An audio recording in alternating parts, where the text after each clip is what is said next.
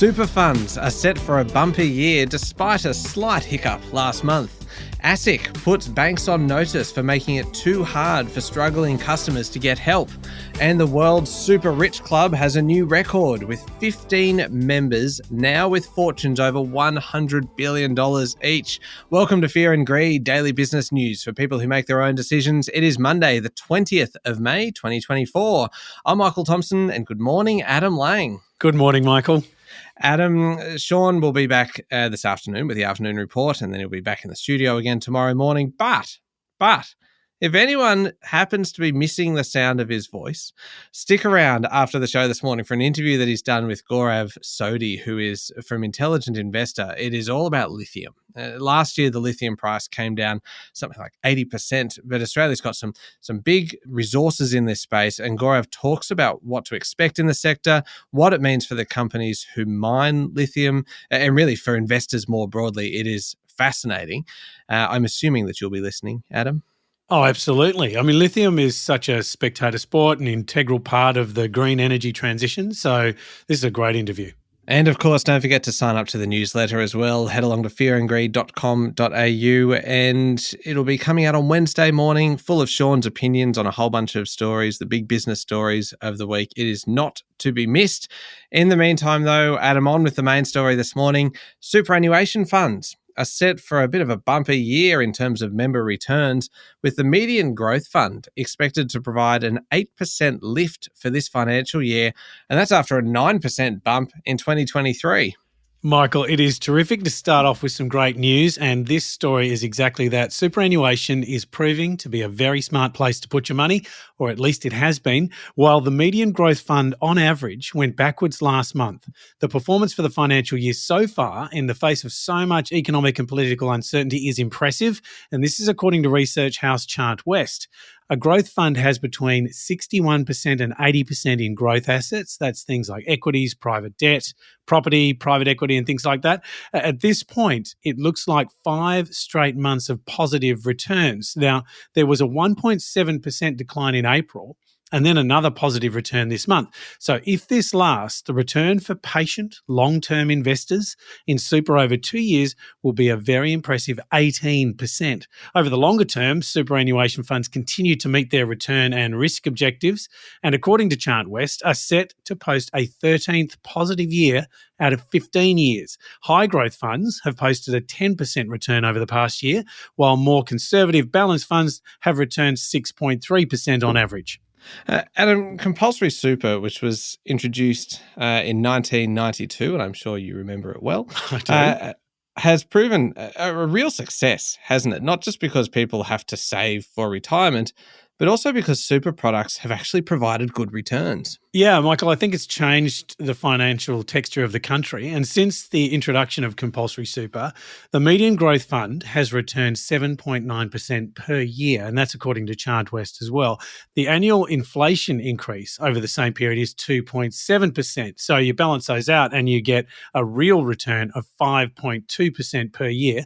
And that's well above the typical 3.5% target.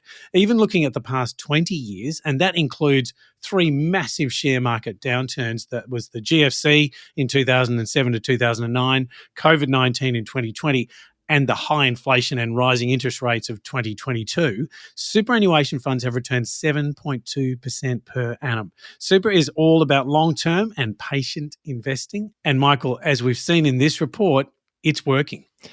I was 6 when compulsory super came in, Adam. I don't remember our year 1 teacher talking about it a huge amount that year, but I'm sure it was a big year, obviously. Yeah, Michael, I'd just done an economics degree in 1992, and it was great news. Oh, and as someone who is enthusiastic, a passionate supporter of any kind of reform. Still enthusiastic, you bet. Compulsory superannuation kind of fits squarely into that category, doesn't it? It does, Michael. And look at these results are one of the many reasons why I'm so pro-reform. This was a profound change for the country, and we're in much better shape for it.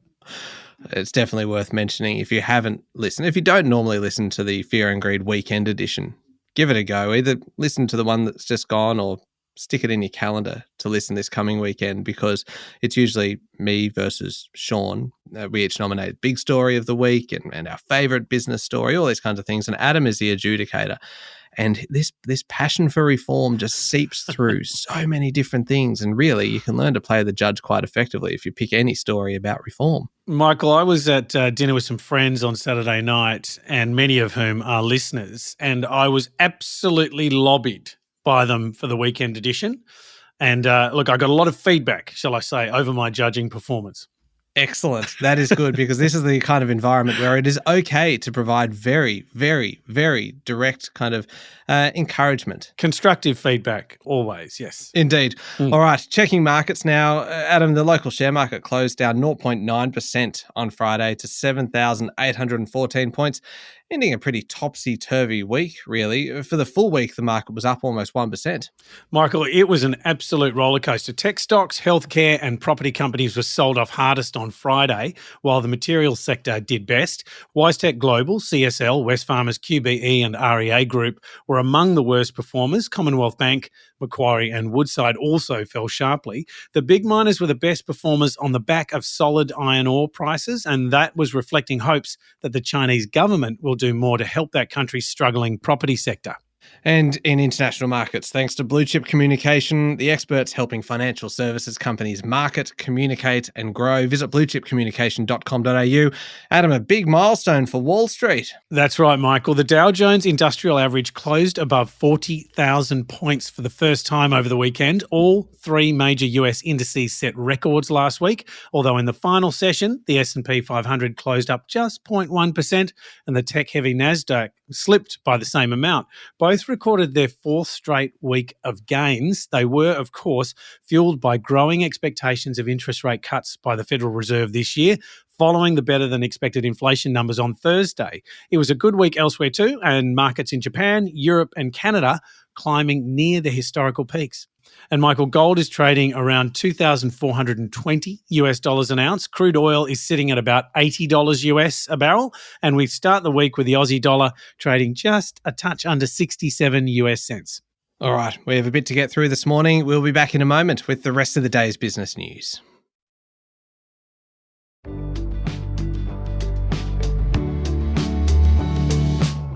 Adam, corporate regulator ASIC has put Australia's banks on notice, saying that some lenders, quote, effectively abandoned customers who are struggling with the cost of living crisis. ASIC says some home loan lenders have made accessing financial assistance so hard that more than 1 in 3 Australians actually dropped out of the application process at least once. Michael, this is pretty alarming. ASIC reviewed 10 large home lenders, including the big 4 banks, Macquarie, Bendigo and Adelaide, ING and a couple of non-bank lenders, and found that they should be doing more to support Australians struggling to meet their repayments. The report also found that 40% of customers who receive hardship assistance through reduction or deferral of payments fell into arrears again right after the assistance period ended. And there are more customers needing help. In the last quarter of 2023, there was a 54% increase in the number of people contacting their lenders about having difficulty making their home loan repayments. And Michael, ASIC actually warned lenders last year that they needed to meet their obligations to customers experiencing financial hardship before even conducting the review. Chair Joe Longo has once again put lenders on notice, saying that where appropriate, ASIC will not hesitate to take enforcement action. And Adam, I thought it was also interesting the reasons that customers gave for being in home loan hardship. The top 5 reasons in the 18 months to the end of December were overcommitment, reduced income, medical, unemployment, and separation of a relationship. But really the fact that overcommitment was number 1. And then, of course, if you're kind of stretched to the absolute limit on your mortgage, and then these rates are climbing and climbing and climbing across that 18 months, really you can see why people would have been going to their bank saying, look, I need help. Yeah, and Michael, as you mentioned those things, it really adds texture to what cost of living pressure looks like for every individual. They can be different reasons behind them. Yeah, and another interesting point that I saw in the report, Adam, was the fact that a lot of households are able to withstand one incident. So say it's a 2-income household and it drops back to 1 income for a period, then a lot of households are actually able to weather that kind of storm. But you add in another factor, the cost of living crisis, and all of a sudden it is just too much for a household to bear, and that is the trigger for them reaching out for help. Yeah, it's like there's no margin for error, no buffer there. Yeah. And you can understand how that pressure manifests itself. Yeah, it was a really, really interesting report from ASIC on this one, and fascinating that they're putting the banks on notice. Adam, it was a very soft weekend for auctions. We love looking at the auction clearance rate, the lowest preliminary clearance rate so far this year, equal, in fact, to the Easter long weekend. CoreLogic reported the clearance rate across the capital cities came in at 71.1%.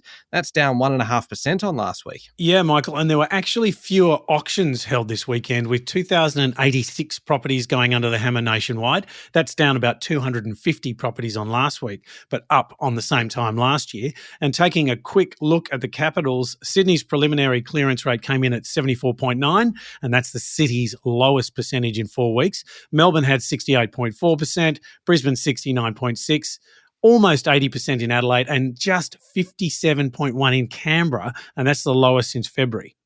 Westpac will require salaried workers earning up to $140,000 a year to fill out timesheets. But it isn't apparently to check on the employees, but to make sure that the bank itself is not underpaying staff when they work excessive hours.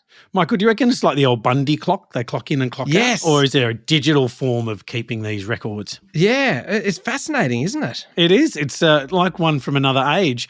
The bank told staff about the time cards for employees that earn salaries between $90,000 and $140,000, and that's including all payment and conditions. They want the staff to record their actual hours worked and ensure they receive the right entitlements. It's part of a broader change across the sector, following concerns that large amounts of unpaid overtime mean employees' pay risks dipping below the minimum hourly rates. The Australian Financial Review is reporting that other banks and firms are either considering or already require salaried staff to record their hours. The Finance Sector Union, which is seeking further safeguards on overtime in negotiations for a new agreement with Westpac, they welcome the bank's move. Lendlease chairman Michael Ulmer will step down after more than 10 years in the role as the company continues to battle investors and the tax office. Lendlease has been a very poorly performing company for a long time, with strategic overhauls seemingly not working, and large investors have been after Mr. Ulmer for a while. Yeah, Michael, the Financial Review is reporting that Mr. Ulmer is expected to announce his departure at a briefing this month when Lendlease is due to update the market on its strategy. A spokesman for Lendlease said the board renewal process was underway and well advanced. Mr. Ulmer, a former KPMG partner, was National Australia Bank's Deputy Chief Executive and sat on its board. He's also been a director at Woolworths and Foster's Group and was appointed to the board of Westpac in April last year. Lendlease's shares are down nearly 50% over the past 5 years. Pressure intensified last week when it said it had received a $112 million bill from the Australian Tax Office relating to the sale of its retirement business. Meanwhile, on Friday, Lendlease said it had agreed to a deal to sell its life sciences interest in Asia for $147 million.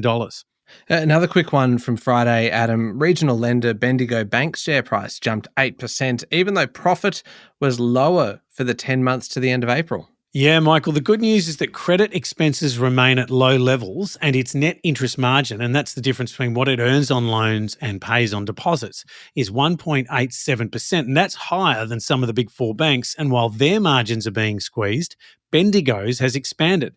Also, the suspension of Star Entertainment's Queensland casino licenses has been lengthened until December. Adam, dairy group Fonterra has put its Australian business, which accounts for much of the national milk supply, up for sale as part of an overhaul of operations. This is a New Zealand headquartered company with brands including Western Star butter, Mainland cheese, and Perfect Italiano cheese, one of your favourites. Absolutely. And Michael, as you may know, it has 8 manufacturing sites across Victoria and Tasmania, employing about 1,600 people and collects about 1.4 billion litres of milk annually from hundreds of Australian farmers. The sale of the Australian operators is part of a divestment of its Oceania division. Now, it is also considering selling its Sri Lankan business. The company wants to focus on its core business of supplying high-value dairy ingredients. I love the fact that you just rolled with it when I said that perfect Italiano cheese was one of your favourites. And you just said, I do love absolutely. it. I have got absolutely nothing to base that on, except for the fact that you're one of those odd people that will happily order cheese for dessert at a restaurant. Oh, yes. I just assumed, therefore, that, hey, if it's cheese, it's going to be your favourite. But anyway. Well, it is. And look, even now, Michael, I'm thinking about it. At this hour of the morning, you're salivating for cheese. Okay, all right. Learn something new about Adam Lang every time we do this show. Turning to international news now. This story, I suppose, fits into the follow the money category that we talked a bit about on the podcast, and Sean wrote about it last week in the newsletter. Warren Buffett's Berkshire Hathaway has revealed a $6.7 billion stake in insurer Chubb Limited. There's been months of speculation over Berkshire's mystery position in a financial firm, but it was finally disclosed last week. Yes, Michael, the conglomerate has been building the stake since 2023, but it hadn't previously been reported. Berkshire has been building equity stakes in banks, insurance and finance company in recent quarters, while pulling back in other industries, including consumer products. Mr. Buffett, of course, is considered the best investor of his generation, and Berkshire shares have gained 20% compound on average every year since 1965. Amazing. That is amazing. Also amazing is the thought of you having to say Berkshire shares 20 times fast. Lucky this is a recording. I think we found ourselves a new financial tongue twister. Yes. All right, just like Sean trying to say preliminary clearance rates. It just gets me every time. Always love a good laugh at someone else's expense. That's why you script it in. Yep, that's right. Finally, Adam, how about this one? We mentioned this at the top of the show. The World's Super Rich Club now has 15 members with fortunes over $100 billion each. This is the most on record, and it's largely thanks to artificial intelligence, luxury goods, and geopolitical shifts.